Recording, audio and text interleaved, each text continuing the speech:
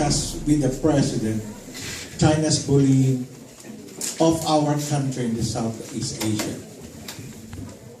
I'm sure that the Prime Minister and Prime Minister Harper, President Aquino, will discuss foreign policy, including the growing tensions in the South China Sea.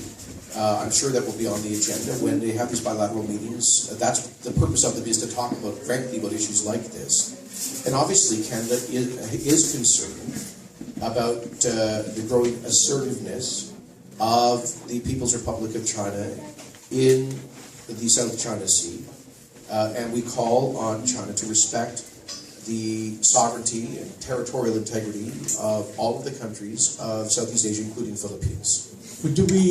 One other issue that we would like to know is the climate change. Is our government here in Canada would be supporting the climate change that our second country, the Philippines, is doing right now? Well, actually, Joe knows a lot about this as a former energy minister. I can tell you that Canada, before our government came to office, carbon and greenhouse gas emissions in Canada were only going up. Since then, they've been only going down. And I believe we've seen a reduction of greenhouse gas emissions in the range of 35% since coming to office. So things are going in the right direction, even while the economy is growing, and that's quite remarkable. We will continue to support policies to reduce greenhouse gas emissions, but we will not do so if those policies end up destroying jobs and prosperity for Canadians. We have taken a sector-by-sector approach in regulating greenhouse gas emissions from the largest emitting sectors, like transportation, through very aggressive new limits on auto emissions and truck emissions. We've also put in place very tough regulations on the coal-generating electrical sector and other sectors. And we'll... Very much, Minister. By the way, I'm thanking you for your support to the Filipino. When you're still the immigration minister, you help a lot. And the growing number of Filipinos coming here, salute you. Thank you very much. My next question is for Minister Joe, please. Minister Joe, we are very thankful that the balanced budget of Canada is balanced under your help. And we are happy to know that you're working so hard to reduce the tax among small businesses like ours, you know. It's very alarming to know that our newspaper here is not for sale, and yet the taxes so high. That's why I'm happy to hear that. I just heard it today. When are you going to implement that, reducing taxes for the small businessmen from 11% to 9%? I paid a lot in the last year for a newspaper that we could not sell. Oh, before Joe answers at that, I have to excuse myself, Pastor. I'm supposed to be at a Vietnamese event in Mississauga right now, so I'll let Joe handle all the tough questions from now on. I just call this. Thank you. Thank you very much, Minister.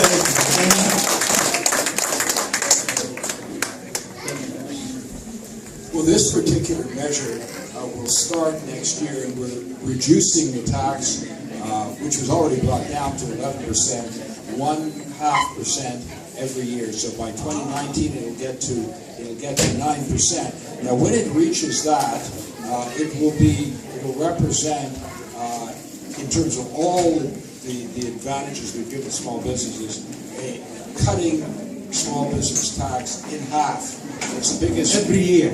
Well, it's going to be. That's right. It's 0.5% a year to 9%. When you take into account all the tax measures we've introduced for small business, it will represent 50% reduction. It's the biggest reduction in 25 years for small businesses. You may recall that a while ago we put in a $550 million rebate for EI payments for small businesses. 780,000 small businesses will benefit from that.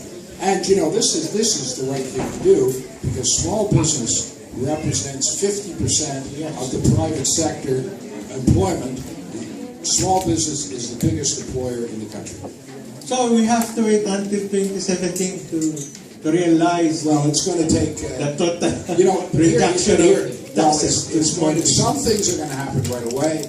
The increase in the tax-free savings account, that move to $10,000 happens immediately. You can put that extra money in tomorrow. The change to the RIFs, to the retired and registered income fund, where seniors will not have to take out as much, that starts this year as well.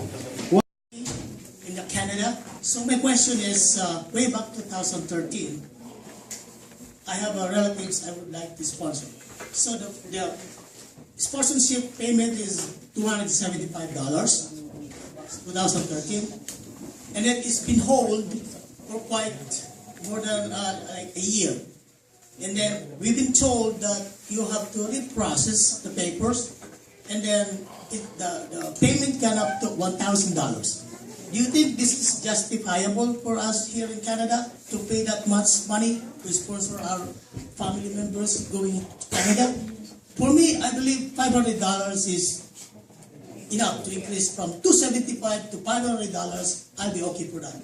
But for $1,000, I will say no. Can you please do something for that?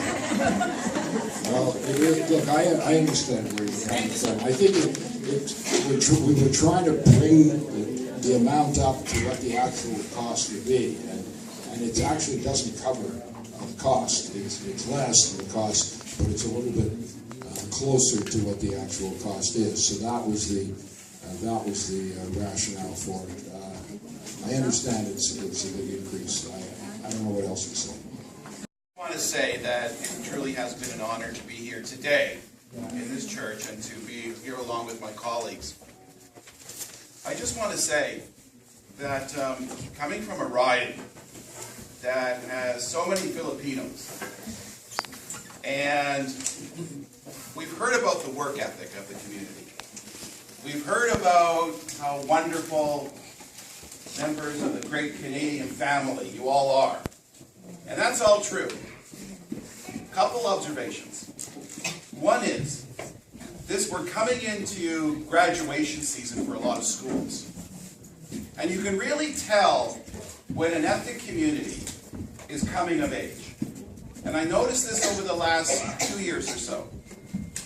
All of the kids, most of the kids, who are getting scholarships to universities and to colleges are from the Filipino community. And so I just want to say, first of all, that hard work on the parents' part and hard work on the kids' part is paying off. It's paying off. And as I said earlier in church, that in Canada, we come here for opportunity and for hope, and we see it through our kids. And one day, mark my words, we are going to see a Prime Minister of Canada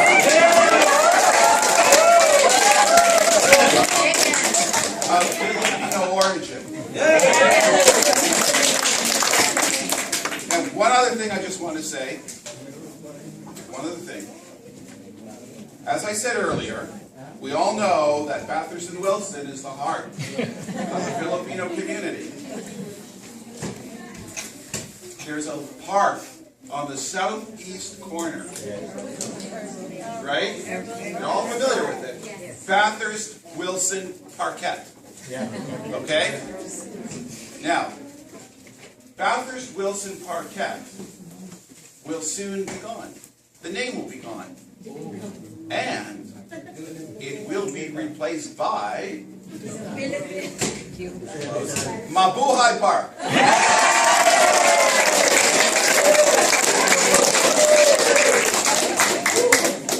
We're hoping to get this done.